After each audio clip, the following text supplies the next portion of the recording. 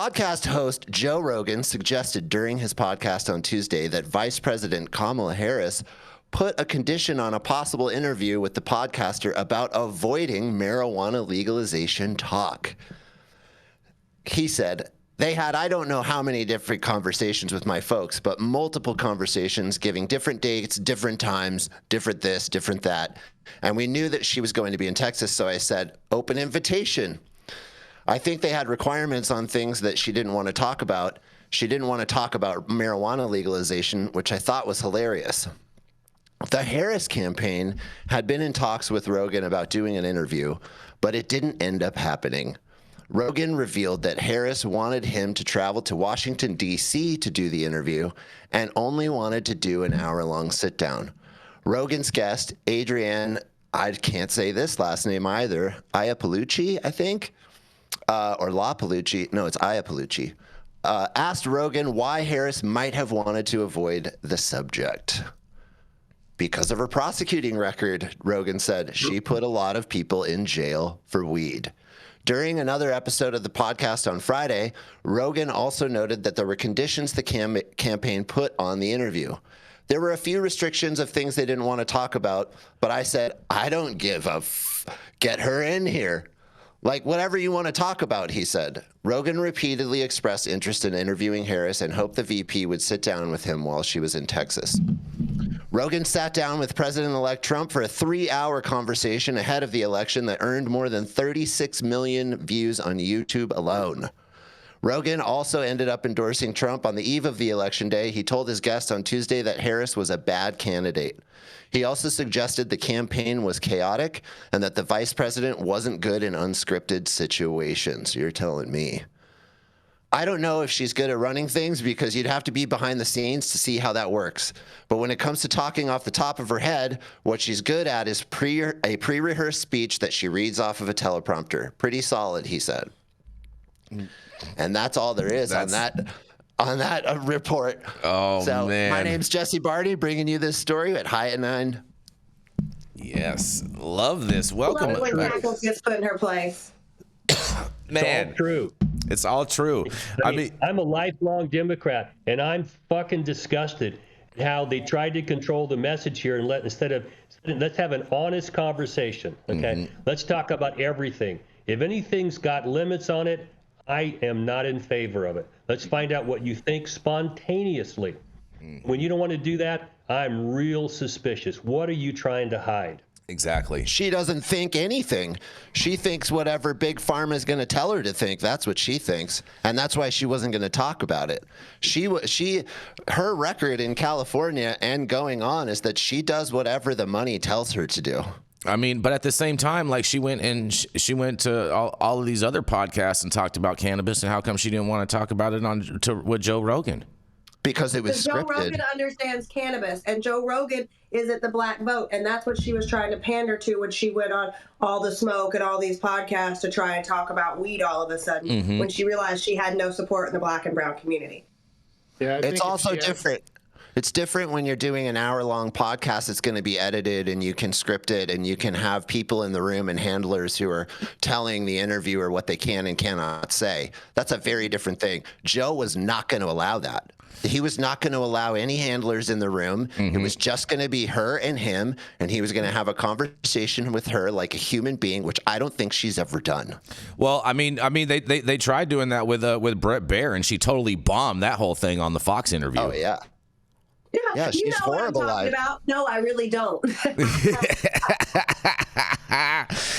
Oh, that's funny, Jenny Beth. That's gold. I mean, like, listen, I just think that this is what happens when you put a crash test dummy with Big Pharma and whoever else's hand up her ass, actually on the spot, and ask her to think for herself. My big problem with this and the whole story was the cannabis community's overall reaction to her. And I was shocked. The weed industry. This is the same thing to me as descheduling versus rescheduling. It blows my mind that there is any section of the cannabis community at all that supports rescheduling. Like, how you get there or how you think that's okay. is mind-blowing to me. And they have huge arguments. They're educated people who should know better. And Harris's stance on cannabis was another of the same thing. She's obviously not pro-cannabis or pro-marijuana. She comes from California and has one of the worst records in California as a politician towards cannabis of anybody. And yet we had a huge portion of the cannabis community that was all up in arms that she's all of a sudden flopped and pro-cannabis. You know what, Jesse? Let me explain that to you, Jesse. Well, I was going to explain it. We are in an industry that is largely populated with fucking idiots. Okay? No, I get that. Obviously, that's what I'm saying. So, you know, I was saying it in a little more couth way. Yeah, well, this is why I do what I do. This is why I'm here. I got you, Jesse. You can be the nice guy. I'll be me. Go for it. The first time I came on this show, I'm like, you guys did your little crying Instagram post. I can't believe we're finally, I've been an advocate for 7 years and I just can't. Shut the fuck up. This would have killed our entire industry. The reschedule was a terrible thing. This industry is not capable of voting its own best interest because you guys are fucking kind of stupid. So let's just please do a better job of being educated. I say this with love because I want you to be better. Trust your mean friend because your mean friend believes in you and wants you to be better, okay? So look in the mirror and say, is this me or not? And if there's a post on your social media where you were crying about a reschedule and excited about it, or where you were really thinking that Kamala was going to come be baby Jesus for the cannabis industry, raise your right hand, slap the shit out of yourself with it, and be better. This is when you say, you are actually high. Yeah. Well, but the messaging was bad. Oh, they're smokers, all right. What's that deal? They were trying to push messaging that people just weren't buying. Okay, so let's give you an opportunity. Close the doors, keep everybody in the room. Let's push you on this issue. And she seems like she was afraid to do it. Deal with the bars. We can't have fear in this industry. I'm not afraid to tell people rescheduling is an absolute fucking disaster. You have no idea what that's going to mean. You're not going to be able to smoke pot. The products will be very limited. Nobody with a criminal record would ever be able to be in the industry. Stop it. Reschedule it. Treat it like alcohol and tobacco. Give somebody a federal commercial license to move it around. Get the fuck out of their way, take a little bit of tax out of it, and let the states do this. Why can't we have that discussion in real time? And if you think I'm wrong, tell me where I'm wrong. If I think you're full of shit, I'm happy to tell you you're full of shit. Okay? Dale, why do you think that Democrats and liberal people in general are so easily swayed by this and so easily talked into believing that something like rescheduling or something like Kamala's stance on cannabis is actually good? Where does this actually come from? Well, it comes from no one in the Democratic Party has the balls to tell these little shits to sit down and shut up, okay? We got bigger problems. So the narrative continues. And when the narrative continues and no one's telling them you're full of shit, people buy into it. No one wants to rock the boat. I'm telling you, I'm a turd in everybody's punch bowl. I'm pissed off that they tried to sell the American people something and they told you, get the fuck out of town. We don't want it. Okay? Now what are you going to do? Stop crying like a baby. Let's sit down and have an honest conversation where everybody gets to say, no, I think you're full of shit. Convince me why you're not full of shit. Let's talk about this honestly. Like I do in my family. My family tells me, Dad, you're full of shit. Okay, why? Let's talk about it. No one seems to want to do that anymore, okay? If I think you're full of shit, the first thing I'm going to tell you is I think you're full of shit. And here's why. If you don't want to have the conversation, I think you're disingenuous. Your words are hurting me, Dale. Your words hurt. So I just have your feelings. Yeah, right. You have a First Amendment that says I have a right to hurt your feelings. That's if right. You're such a fucking snowflake. You can't handle it. Get the fuck away from me, because I am not for snowflakes or Karens or whatever. That's why I love to sip liberal tears, Dale. Gross, Jason. Yum. So you're gonna get diarrhea. No. That keeps because I keep them solid. Come to your house and shit on your floor, Jenny. Yeah, exactly. Might as Make you well. hard. Dog already. Do you and Mickey just pile up and take a shit in my nice little living room after the housekeeper's left? Thank you. Well, I'll tell you though, Jesse. I'll tell you who are the type of people in the cannabis space that support this Schedule 3. It's the MSOs and the stock bros, because when those announcements come out, their stock price goes up. And the MSOs. So that's what I'm saying. But hold on. And the MSOs. That's where the story comes from. The MSOs also were going to get this big buyout from Big Pharma. You know what I'm saying? So they were excited about Schedule 3. I get that.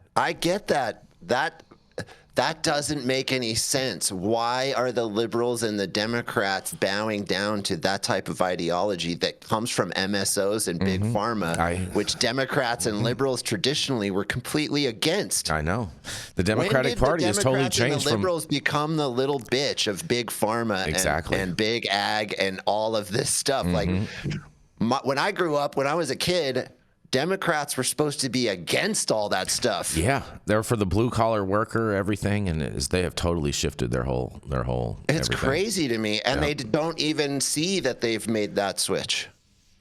I totally agree with that, Jess. But I will say this on the Kamala Harris thing is, in all fairness, I think us as a community, we have to take a little bit of responsibility for Kamala Harris, because. A lot of people, most people don't know, pretty much hardly nobody knows this. I have mentioned this story one other time on the show before, but in regards to Kamala Harris, we did not want her as the cannabis community as the district attorney of San Francisco at the time. We had Terrence in there. Terrence was our champion. Terrence was our guy, and we wanted Terrence to remain as the district attorney of San Francisco. And so Willie Brown had other ideas and whatnot, and wasn't a fan of Terrence, and so was a fan of the Guac 3000. Mm-hmm.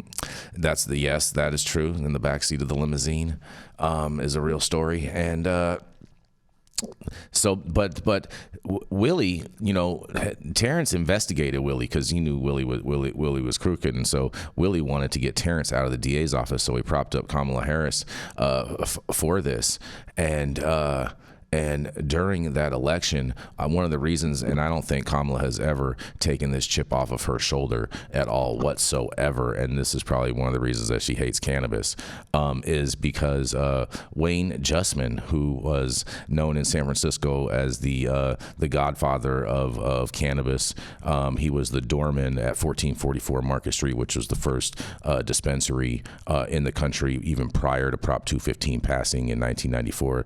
The Justice the patient one. Yep. The Justice Department called that dispensary a 5-story felony back then, 1444 Market Street. And Wayne was my political consigliere. That's where I learned a lot of my political know-how in regards with working with the work that we did within San Francisco. That's where it actually really started. But Wayne filed the ethics complaint against Kamala Harris during the election, and I know still to this day she is still bitter about that. Well, shout out to Wayne Justman, man. Mm-hmm. Wayne Justman's the man. Yes. He's my guy. Mm-hmm. Yep. Mm-hmm. 100%. Much love, Wayne. She's got a lot of things to be bitter about. I'm sure Willie, 60-something-year-old wiener didn't taste so hot, but only so far that's gonna get you, I guess. Man, well, hey, when you've had 1,000 hot dogs for lunch, what's one more stinky one? First of all, don't you dare! She loves a glizzy. She loves a glizzy. I do love a good glizzy. Mm-hmm. Don't you dare! I'm not talking about those kind of hot dogs. And shout out to filled wiener. Shout out to Brian Dombrowski again in the chat, who says, "Guess who's back? That's right, Jesse's back. So welcome back, Jesse. This is great. Yes. You need to sing that, Jason. It's like an Eminem. It's like Eminem. Can you do it? Well, we already had Dale dropping a couple bars in his last time he was talking, so you know what I mean. I didn't think you guys wanted me to sound. You didn't want it. I didn't want to sound like a boy band, because that's the only way to say that is sound like a boy band. It's not a fucking sausage party. I'm here. I'm just here in spirit. Honest days. It's okay. Mm-hmm. Guess what, Jason? Are we at the end of the show, or are you next? No. I think we're pretty much done. Do you have anything you want to say, Stone? I mean, not really. Well, yeah, I think just on the Kamala and the Joe Rogan thing, like, I think it was a total mistake not to take that opportunity. Mm-hmm. I don't think it would have helped her in the end, but back in 2016, Hillary Clinton turned down Howard Stern. I think that would have been good for her. I don't think it would have helped her, but I was a little upset when Kamala went on Howard Stern and he kind of softballed her. I would have enjoyed the Rogan experience. Yeah, me too. But she's not built to handle like real questions. Anything. I guess. Only wants to go where everything's staged.